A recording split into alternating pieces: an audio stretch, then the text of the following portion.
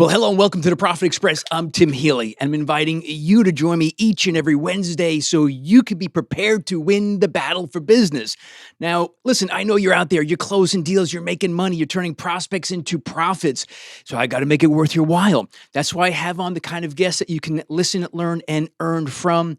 Today's guest is absolutely no exception. So as always, thanks for being on board. Now, I am experiencing that we are in, as a society, in the world of business, we are in a crisis of communication. And I think it's politics, I think it's social media, I think it's digital devices. I think they are the culprits. We are talking at one another. We're not having conversations. We're not curious about one another. We become intolerant of opposing views. And I'm really beginning to ask myself, is the conversation in danger of becoming a lost art?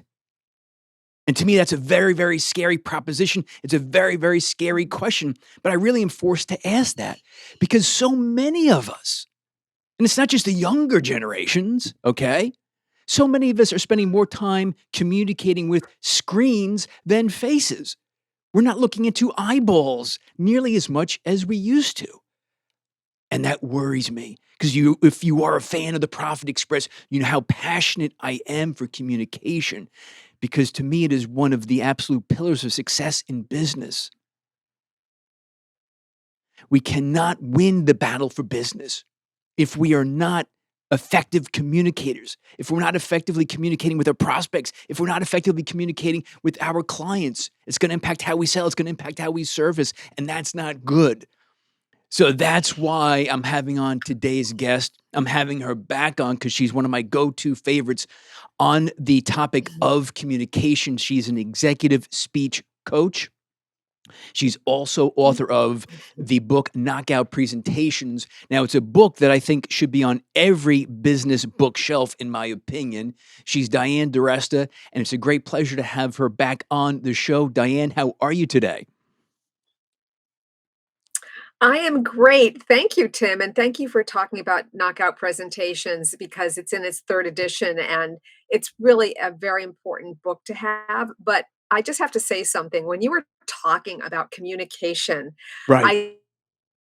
I had this little thing going on before we got started. You know how Mhm. it is when you start and the technology is not working.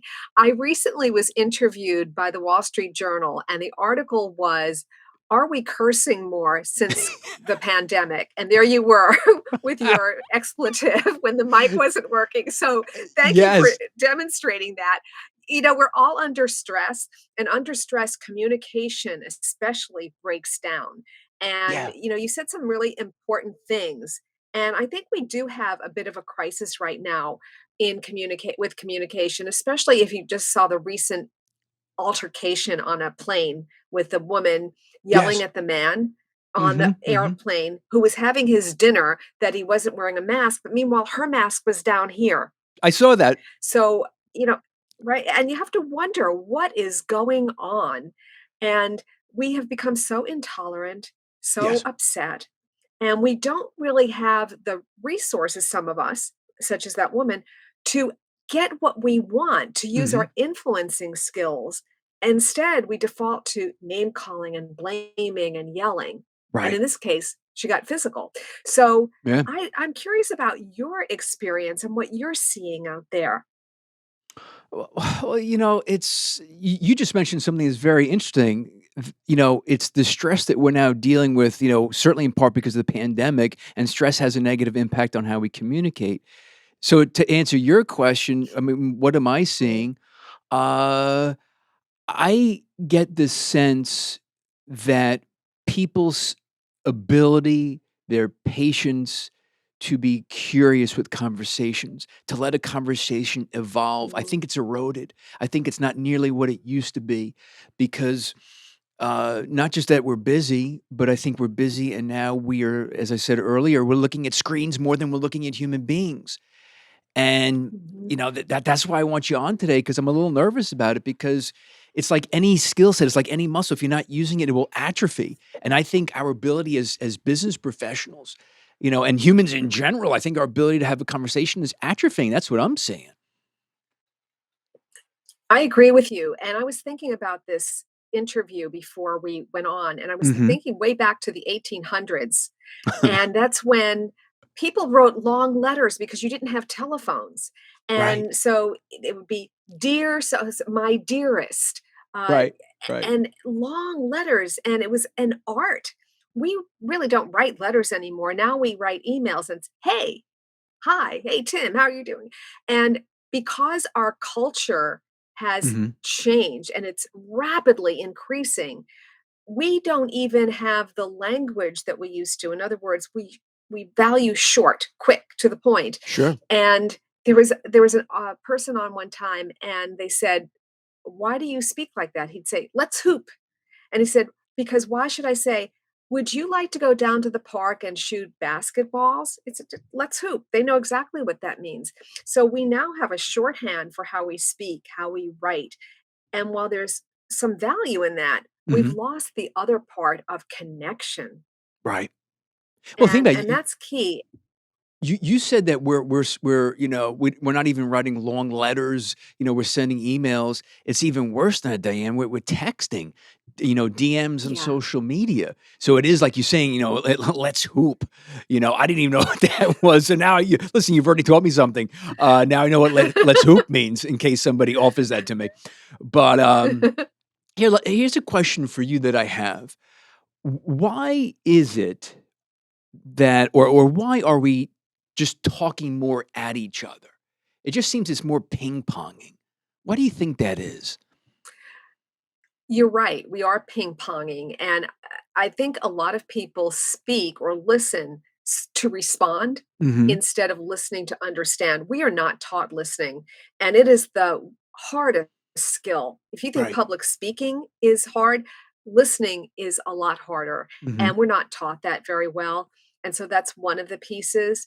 And the other thing is, if you don't grow up having that experience, where do you learn it? So, for example, I'm going to date myself, but I used to come home for lunch as a child. I grew up on military bases and everything was close. So we used to come home at Right. lunch, and at dinner, we would have conversation.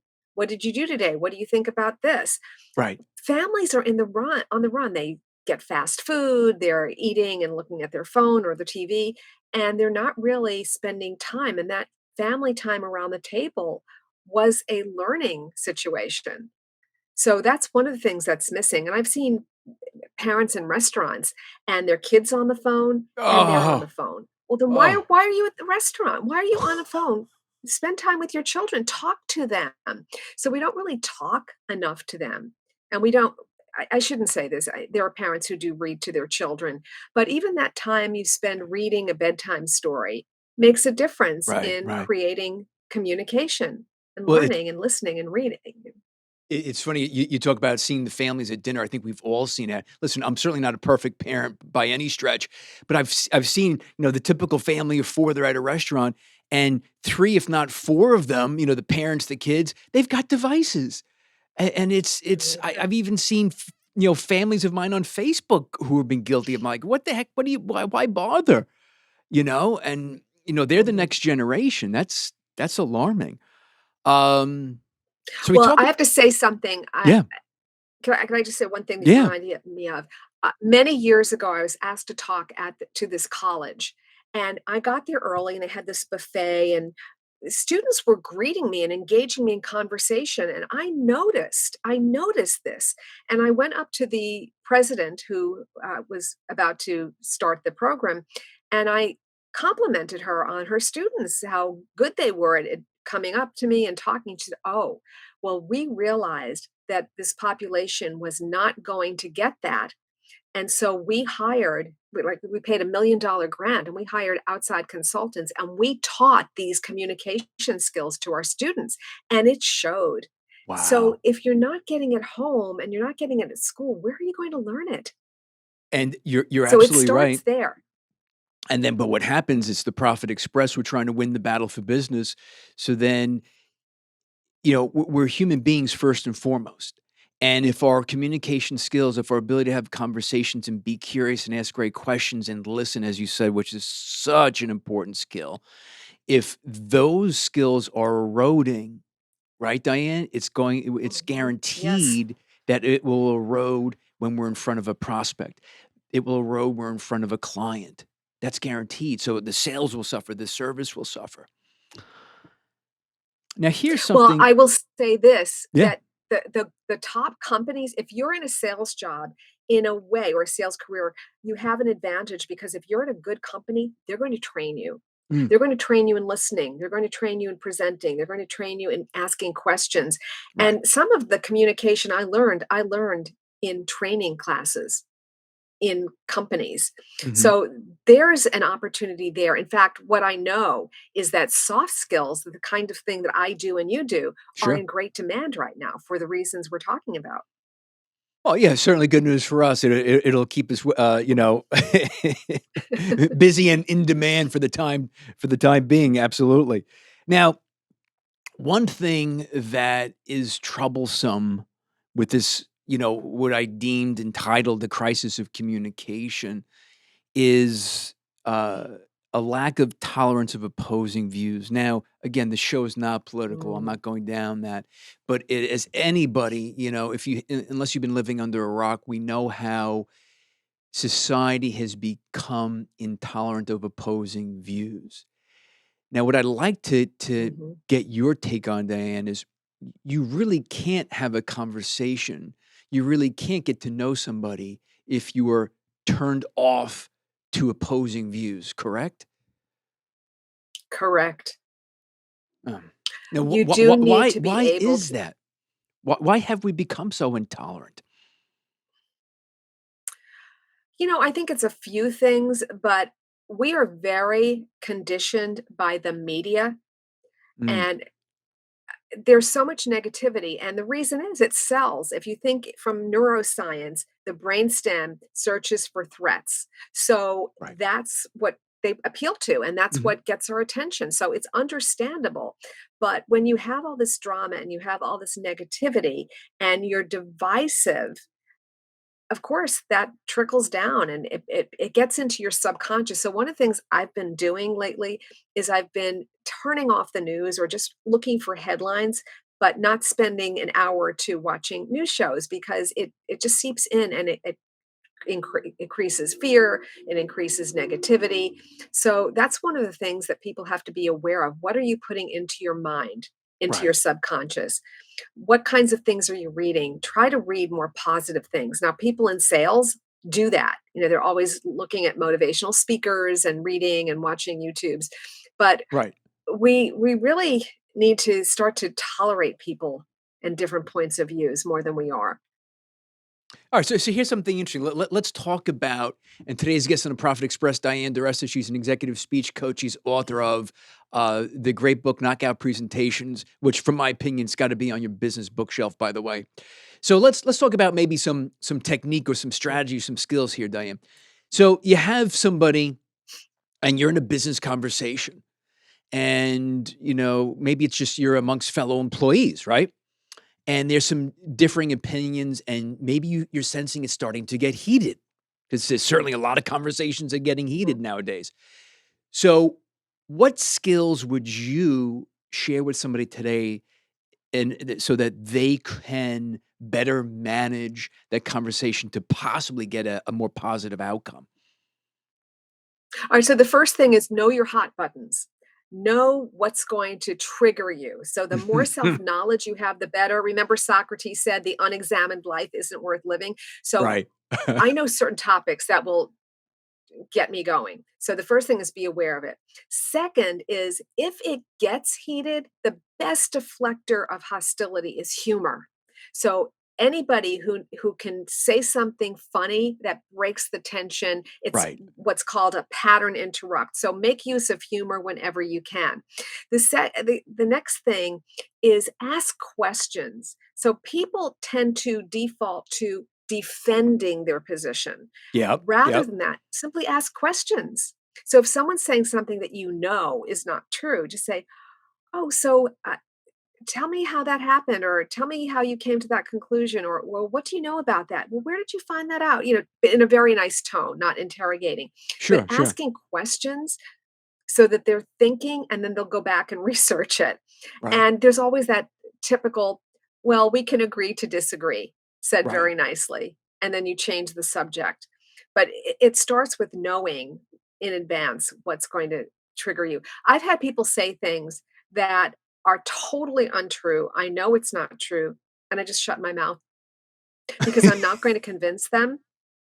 And I'll say such and such, such and such. And they, no, the opposite is true. So zip the lip. That's another Right. one. Zip the lip. If I can talk about one person, a favorite author of mine, Yeah. Sam Horn. Mhm. She wrote a book called Tongue Fu. And one of the tips she says is practice tongue glue. And so that's zip the lip. And sometimes it's best to say nothing. Even when you know the person's wrong, just say nothing. Well, Don't engage. yeah, you're so right with this because when somebody and listen, it's as I said, what are the culprits for this crisis in communication? One of them is definitely politics, which has become extremely divisive.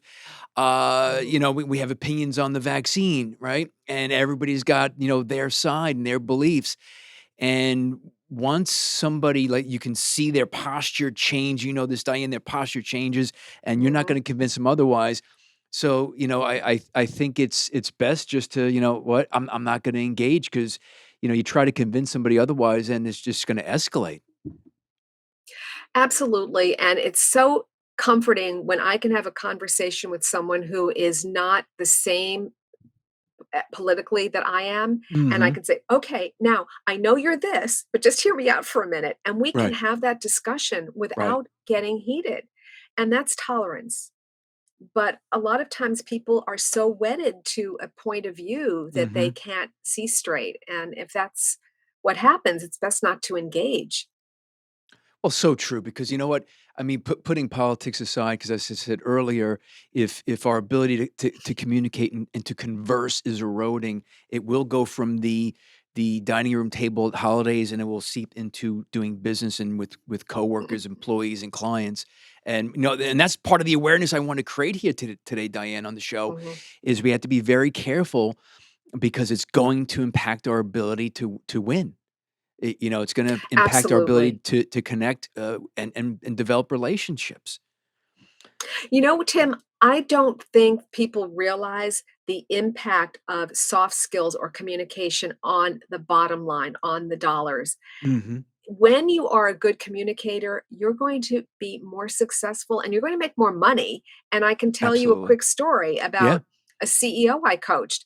He had this big ask. What he wanted to do was to get approval from the executive committee to sign off on building a vaccine facility. It would cost $300 million just to build. There was no guarantee of success. And then there'd be 3 years of clinical trials. So we worked together, creating the right communication. He went in, he presented, he got the approval. But the Wow. real win was years later, that 300 million investment turned into a $1 billion profit. So that's huge. So when people say, well, soft skills, communication, it has big payoffs, as you know, being in sales. Sure. Absolutely. Well, again, that's proof positive because listen, we're trying to influence somebody. We're trying to bring them to our side to understand and to buy in to our message, to our thoughts, to our ideas. And you can't do that if you're butting heads. If you're not listening, just not going to happen. That's a great story, by the way. Uh, let's Well, talk here's about something else that you can do. Let me just give you yeah, one yeah, more tip before we yeah, move on. sure. Here's what I would do if I had people who had trouble communicating and tolerating points of view. I would have them debate both sides. So you tell your story, you tell your, okay, now I want you to switch roles. You have to be from that point of view and you have to support this point of view, like a real debate team. Yeah. And then what happens is you have to get out of yourself and you have to think of the other person. So that's another skill or a tip to use to help people start to develop better communication and more tolerance. So then you're actually forcing people in a way, then they have to then talk about or debate the other side. Is that what you're saying? Well, yeah, with their yes, with their agreement, let's Right. do an Sure, sure. exercise Yeah, yeah. because it's hard. It's hard to take the opposing view. Well, I think and listen, as you're sharing that strategy, Diane, I love it because it's While it can be hard, right? Depending upon the topic, obviously, it's kind of forcing objectivity. It's forcing you just to really Exactly. focus, yeah, to kinda take more of the emotion out of it or as much as possible. Mhm, mhm, One thing I wanna talk about is, you know, the evolution of the phone, in sales in particular has been, there's been a lot mhm, of, big changes in how the phone has been used in sales. And we argue, is it as effective as it used to be? It's harder to get through to people. I mean, that's whole one entire conversation. But at the end of the day, it's still a very functional, valuable tool. But again, we're talking two screens. We're talking at people. We're not, you know, eyeball to eyeball. And then if not that, then what mhm, about the phone? Because people will automatically feel so much more comfortable just, let me go to email, let me go to text. mm. Uh, from your perspective, is the phone still an important tool? And if so, why? I think so. Here's the difference between email, text, and phone. With a Right. phone, you have voice and Mhm. emotions are conveyed through the voice. You can pick up so much more from tone than you can from the written word. And yes, you can use emojis, but it's not the same thing. You can really, it's not. Right, right, They're right. fun, but you can really listen between the lines and gather a lot more information. You can hear the hesitations in the pause. You can tell, Yes. is it uh, a pause of concern or is it a pause of skepticism? You can pick that up. Right. But the other thing about the phone is it's two-way. Yes, you can be in a chat, but by the time you type, you've lost the message. Sure. Of But course. it's real time on a phone, and it in some ways it's more efficient as well instead Oh, of I going back and forth texting. Yeah, I mean, how many times have we been on those email or even, those text, chains where there's 25 back and forths because of we didn't understand the messaging, so on and so forth.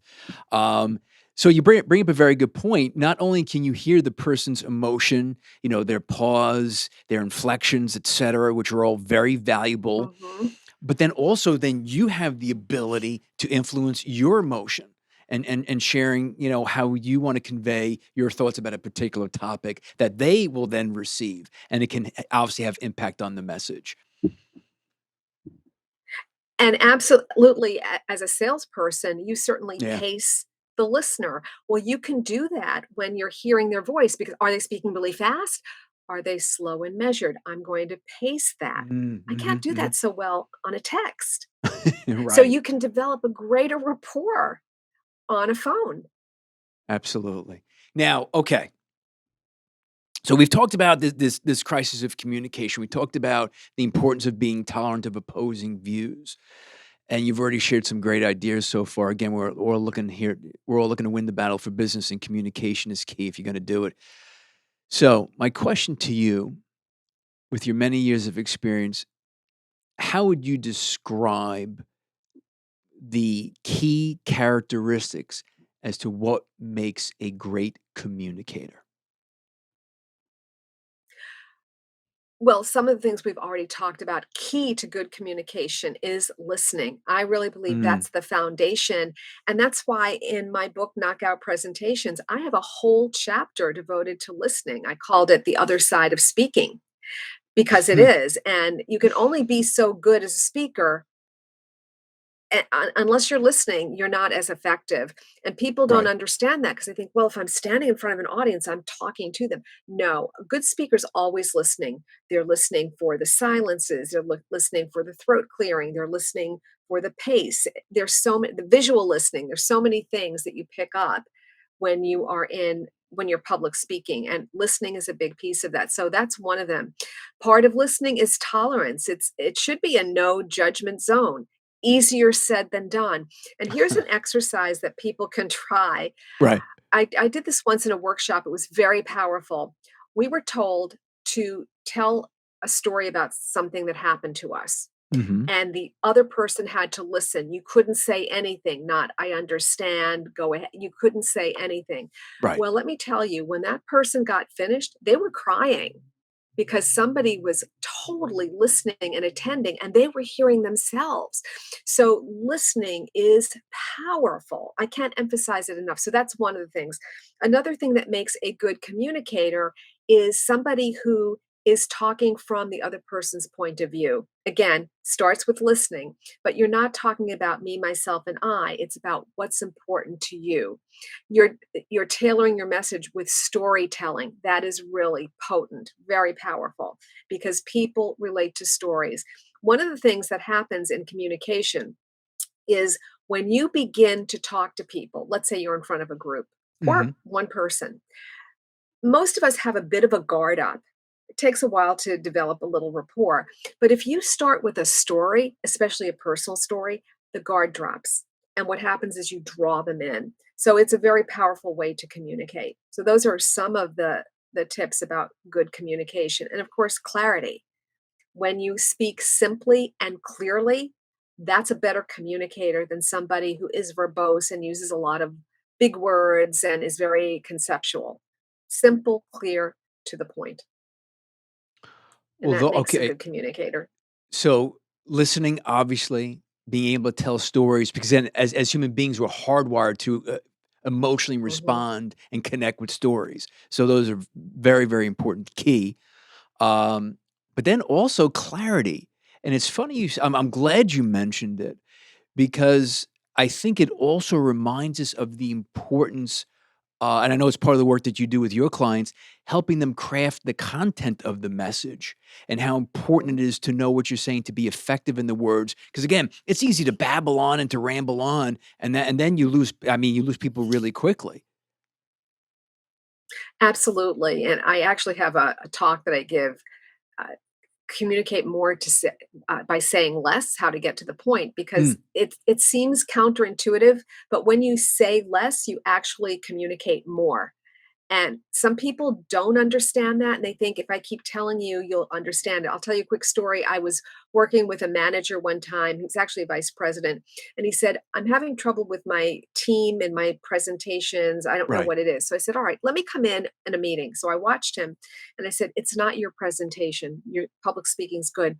What you do is you say the same thing 3 times." So it was overkill.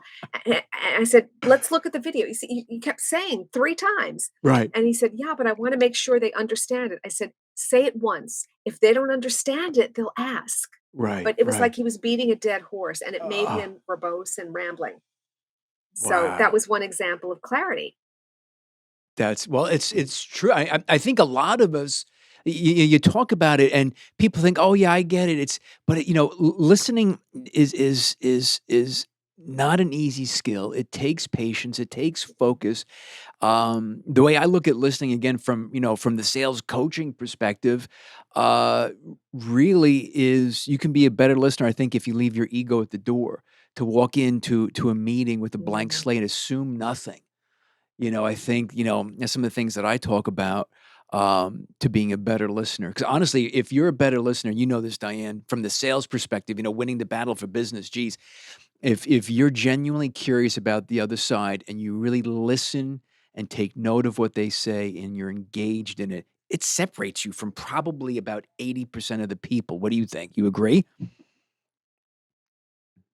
Big time. I'll tell you a quick story. I was asked to coach a team, the Mhm, executive team, mhm, to for Investor Day. And I had 4 people, president, CEO, general manager, head of R&D, research and development. So I mhm. worked with them individually, and then I finally got to the VP of research and development. And to my surprise, he sat there and said, "I'm a senior executive. I don't need a coach." So I said, "Well, Tiger Woods has a coach, you know?" Right, And right. so he couldn't really respond to that. So he said, "So you're gonna look at my PowerPoint and tell me what to do?" And I said, "No, I'm gonna look at your PowerPoint and make recommendations, and then you'll decide what you wanna do." So, long Right. story short, we rolled up our sleeves, we worked. He became my biggest supporter and actually brought me in at some point to work with his team. Why? Because I put my ego on the shelf. I don't Right. lead with ego. I listen to what's happening and I let them know I'm here to support you. I'm here to learn. And that worked. But if you come from ego, then you're going to get into a battle. I love that. I love that. I didn't lead with my ego. That's a great soundbite right there, Diane. I love that one.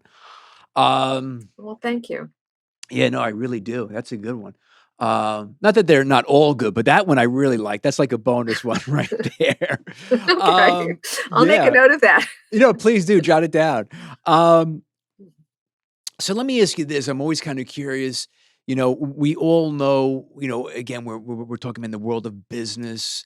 Um, you, we're all familiar with the biggest of the big, the Elon Musks, the Gates, um, Mhm. and the list goes on. From where you sit, because I know you listen with a different ear than most of us, who is the current business leader, a household name business leader that you really admire and respect how they communicate? Who would that be for you? Well, this isn't current, but I always thought Steve Jobs was a very good Mm, communicator. I mhm. loved how he would put up one picture of a cell phone and an iPhone and then talk, Yeah. and very natural, in Mhm. his black turtleneck, nothing really formal, not bells and whistles. Right. And it takes a lot. And you know who surprised me? A few years ago, I heard Mr. Wonderful, what's his name, from Shark Tank? Oh, Um, Kevin. Kevin O'Leary. Yeah, yeah, yeah, yeah. And Okay. he Yep. was talking to a bunch of us entrepreneurs, and he stood in front of us, stood up, had a glass of wine in his hand, and just talked and told his story, and it was very impactful, and I was really surprised. It wasn't a formal kind of behind a podium Right. presentation, but just very natural off the top of his head. I'm sure he prepared, but that was very effective. So there are different styles. I also what came to mind recently is I remember seeing Sheryl Sandberg's TEDx talk about Mm. women in Mhm. tech. I thought Mhm. it was very effective, a little bit more formal, but still very good content and very Sure. natural and very confident. Mary Barra is a good communicator and speaker. There are a lot of them. I like Mary Kay, who who started Mary Kay Sure, Cosmetics. sure. She Y also y is a good storyteller. and it's interesting with let's go back to Steve Jobs for a moment, 'cause there's been books written on his, his ability to communicate and his style of communication. Um, at least from my perspective, he seems to be one of the, obviously business leaders, who has really forced a lot of people to look at how they communicate. Like you said, he would have a slide in a presentation with like just 3 words or just one graphic, and he was brilliant, and I Mhm, don't like to throw that word around because I think it's overused. He was brilliant at just delivering a powerful, simple message. You talked about content earlier. He was great at it. And I think he forced a lot of us to look at our, those god awful PowerPoint presentations that had 70 slides and they were chock full and everybody, the eyes would glaze over.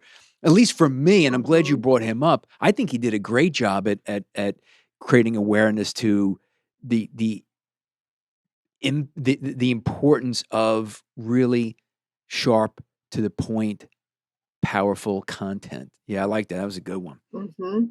That was a good one. So, it's the Profit Express. Today's guest, she's back on.